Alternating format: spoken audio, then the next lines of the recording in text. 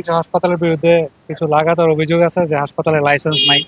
তার পরবর্তীতে বিভিন্ন হাসপাতালে অপারেশন হয়, কিন্তু অপারেশন করার জন্য যে সাপোর্টিভ স্টাফ, ডাক্তার ২৪ ঘন্টা থাকা, ওইরকম কিছু অভিযোগের ভিত্তিতে আমরা নিয়মিত তদারকির অংশ হিসাবে আজকে এই মোবাইল কোর্ট পরিচালনা করি। আর মোবাইল কোর্ট পরিচালনা করার পরে দেখা গেছে যে একটা হাসপাতালের প্রাথমিক অবস্থায় কিছু অনিয়ম ধরা পড়েছে।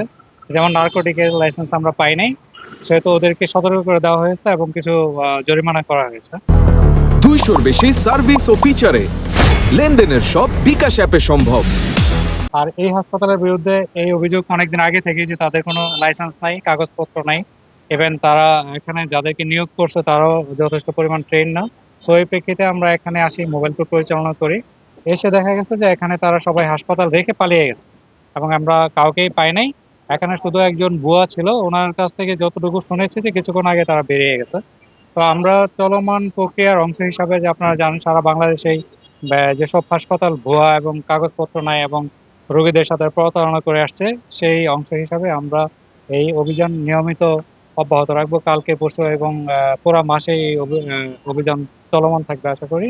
আরেকটা জিনিস হচ্ছে যে যাদেরই অনিয়ম ধরা পড়বে তাদেরকে আমরা প্রশাসনিক যে ব্যবস্থা এবং সিলগালা করা থেকে ধরে সেই সব ব্যবস্থায় আমরা নেব। এই হাসপাতালে আমরা যেহেতু কাউকে পাই নাই এবং কোনো স্টাফও ছিল না এবং একজন বুয়া ছিল মাত্র, তো আমরা এই হাসপাতালকে সিলগালা করে দিই এবং এখান থেকে কিছু ল্যাপটপ, তারপর হচ্ছে মোবাইল ছিল, যেগুলো আমরা জব্দ করি।